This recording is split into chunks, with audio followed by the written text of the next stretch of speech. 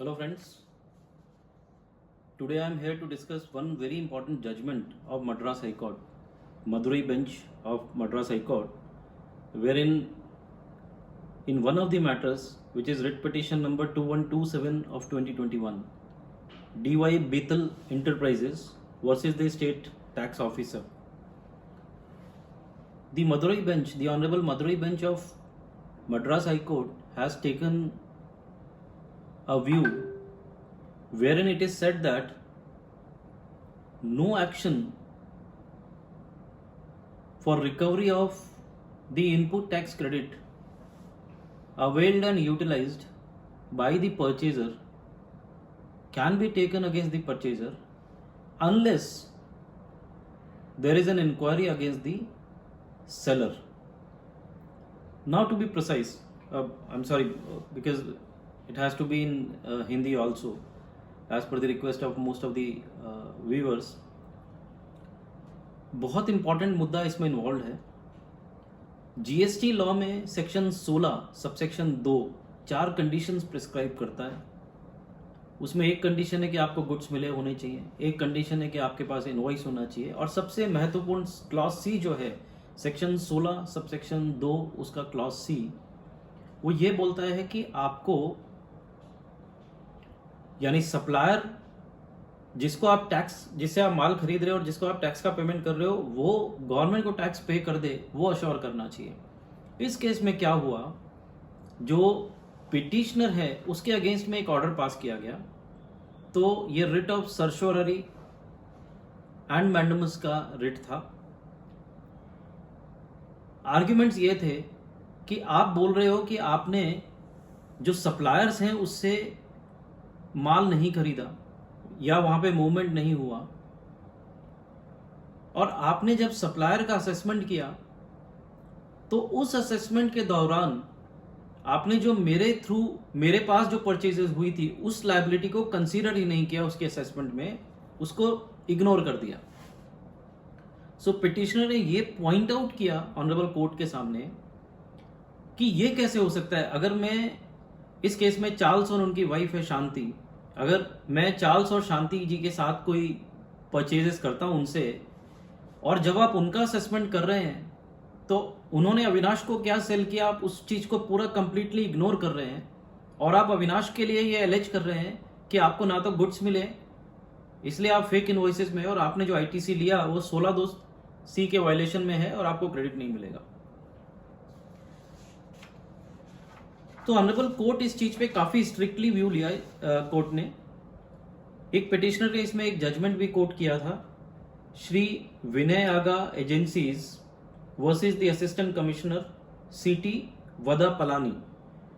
ये एक जजमेंट था जो 2013 60 वीएसटी पेज 283 पे रिपोर्टेड है, जहां पे ऑनरेबल कोर्ट ने पहले भी ये लेट डाउन किया है कि आप परचेजर से इनपुट टैक्स क्रेडिट रिवर्स नहीं करा सकते क्योंकि सेलर ने नहीं भरा.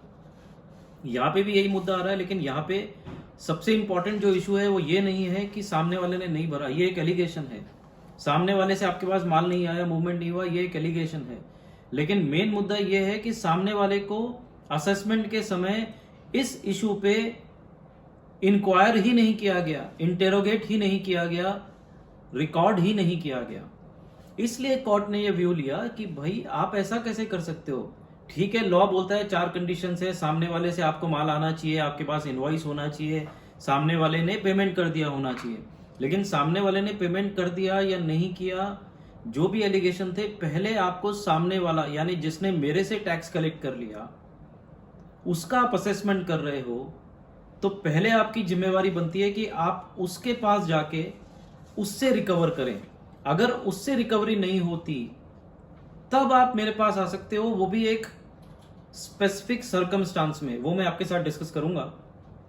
लेकिन बहुत क्लियर है, बहुत स्पेसिफिक है, और एक प्रेस रिलीज भी है 4 मई 2018 की, जहां पे क्लियरली बोला था जीएसटी काउंसिल ने उस प्रेस रिलीज में, जीएसटी मीटिंग के बाद, काउंसिल मीटिंग के बाद, कि हम किसी भी परचेजर को ऐसे ही परेशान नहीं करेंगे, हम पहले सप्लायर के पास जाएंगे.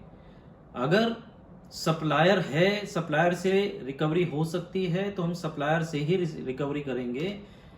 परचेजर को हम परेशान नहीं करेंगे, केवल एक्सेप्शनल सर्कमस्टांस में, इस ऑर्डर के पैरा 9 में लिखा है, इस प्रेस रिलीज का रेफरेंस दिया है, केवल एक्सेप्शनल सर्कमस्टांस में, यानी उसका बिजनेस बंद हो गया, वो भाग गया, वो एब्सकॉन्ड हुआ, या उसने कोई फ्रॉड किया, या परचेजर और सेलर का आपस में मिला जुला था, कन्वेंस था, या सर्कुलर ट्रेडिंग था, only in that case the purchaser can be held liable, otherwise no, they will go and recover from seller in normal circumstance. But in this case even they have got और they have went one step ahead, उन्होंने उसका seller का statement भी नहीं record किया इस particular issue पे, और सेलर का असेसमेंट भी किया. So this is para 13. अगर आप देखेंगे तो पैरा 13 में बहुत कैटेगरीली कोर्ट ने स्पेसिफाई किया है that the learned counsel for the petitioner draws an attention to the order dated 27/10 finalising the assessment of the seller by excluding the subject transactions alone.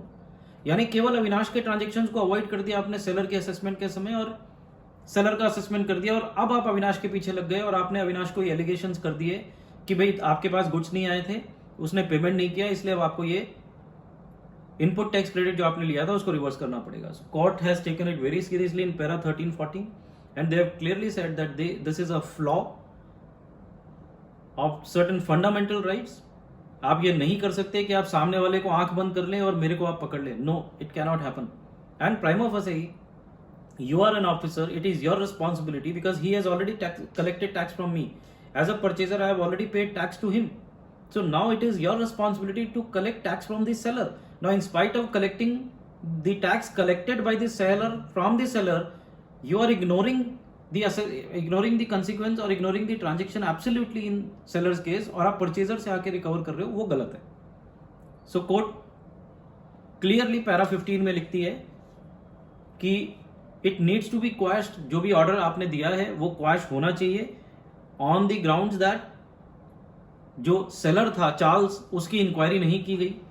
So why you have not examined Mr Charles when he was there? It is not the case कि he was absconding, he was there. Then why you have not inquired and why you have avoided only this transactions? Second, no initiation of recovery action against Charles in the first place.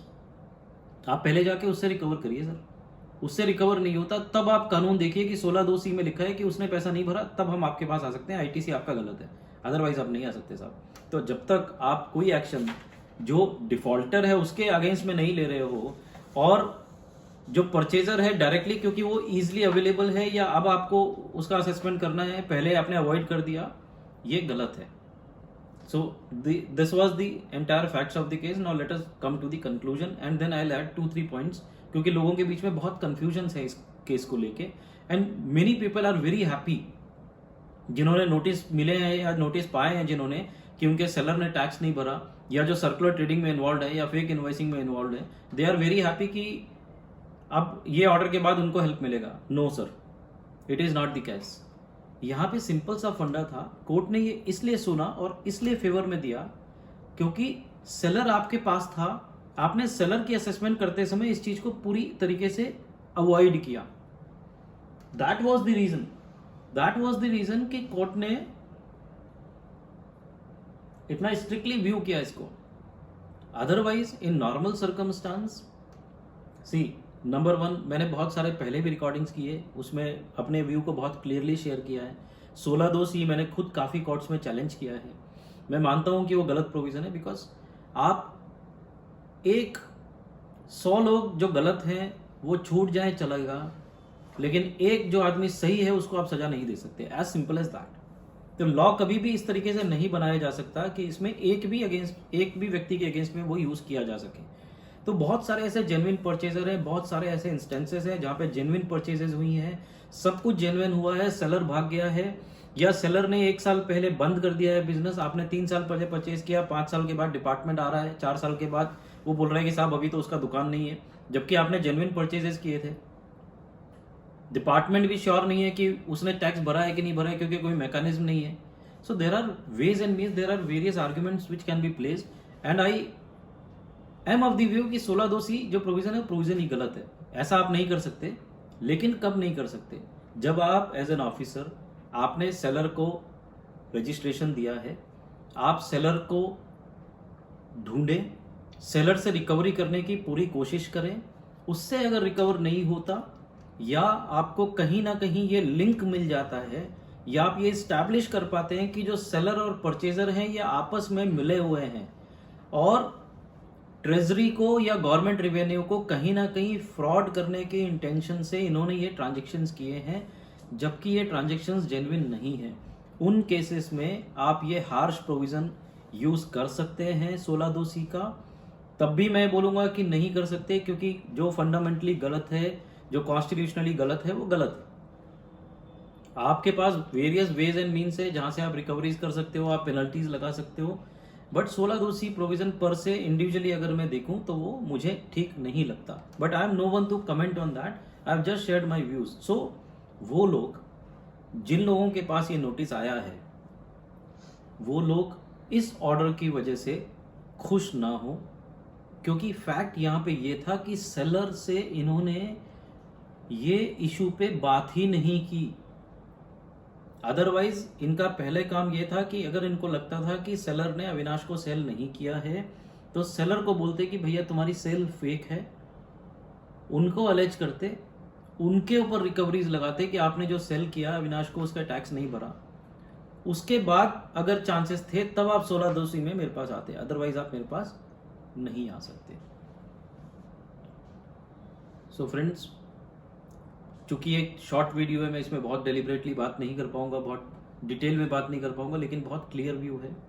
जो लोग intentionally गलत हैं, या जिन लोगों ने intentionally bills लिए हैं, या इंटेंशनली ऐसा कुछ इवेंट में सर्कुलर ट्रेडिंग में इन्वॉल्व हो गए हैं, उन लोगों को ये जजमेंट पर से हेल्पफुल बहुत ज़्यादा नहीं होगा, क्योंकि जीएसटी काउंसिल की मीटिंग में भी ये चीज़ें क्लियर हुई थी कि जहाँ पे भी आपस में कन्वेंस प्रूव होता है कि परचेजर और सेलर मिले हुए हैं, या किसी बेनिफिट की वजह से, चाहे वो बैंक का सीसी बढ़ाने के लिए टर्नओवर घुमा रहे हैं, in all those cases the event which is wrong, and therefore ये जजमेंट उनको बहुत ज़्यादा हेल्प नहीं करेगा। उनको अपनी लड़ाई खुद लड़नी पड़ेगी। मैं ये नहीं बोल रहा हूँ कि वो जीतेंगे नहीं, मेरे हिसाब से 100% जीतेंगे अगर उनके पास सारे डॉक्यूमेंट्स, सारे एविडेंसेस हैं और वो जेन्युइन टैक्स पेयर्स हैं, उनके पास परचेजेस हुई है, सब हुई है, तो they will certainly win. But this judgement per se will not be helpful to them to a large extent, but yes you can take cognizance of this judgment कि Madras high court ने GST के अंदर ये बोला है कि आप जाके पहले सेलर से रिकवर करो। क्योंकि आपने सेलर को पार्टी नहीं बताया, उसको एग्जामिन नहीं किया, उसके अगेंस्ट में रिकवरी नहीं की, इसलिए आप डायरेक्ट परचेजर के अगेंस्ट में आप रिकवरी नहीं कर सकते। बट कोर्ट ने ये नहीं बोला कि परचेजर के अगेंस्ट में आप रिकवरी कर ही नहीं सकते। We are looking forward for an order wherein court observes कि the recovery for non-payment by seller cannot be done by the purchaser, from the purchaser. That is not said in this order, and therefore my humble submission would be ये order बहुत अच्छा है, it is really helpful to many जो genuine है वो coat कर सकते हैं और इससे रिलीफ की expectations कर सकते हैं, but at the same time we all will have to fight with the provisions of 16(2)(c) on our own very strongly। और दिल्ली हाई कोर्ट जो राइज इंडिया में बोला था, वो जब तक ऑनरेबल सुप्रीम कोर्ट जीएसटी के रेफरेंस में नहीं बोलेगा तब तक ये क्वेश्चन थोड़ा सा डाइसी है। But still this order will certainly give us a breathing space, ये हमें सांस लेने की मोहलत ज़रूर देगा। And therefore this is a wonderful order issued by the Madurai bench of honourable Madras high court in case of DY Bethel Enterprises versus state tax officer। So friends, मैं इस वीडियो के साथ में इसका जो ऑर्डर है वो भी लगाता हूँ और एक केस एनालिसिस जो हम लोग करते हैं, I will also share that with all the listeners, and I am hopeful that this video will add some value to your understanding. It is not to be plainly relied upon, you need to understand the facts also of this issue, of this judgment। और आपके भी facts अगर ऐसे हैं तो 110% ये judgement आपके लिए हेल्पफुल है, लेकिन आपके फैक्ट्स अगर अलग हैं then I am afraid we will have to fight our own battle. Once again I am really thankful to all the listeners for giving me so much patience hearing and so much motivation that I can continue sharing my views very honestly and boldly with all of you. Thank you friends, thank you very much.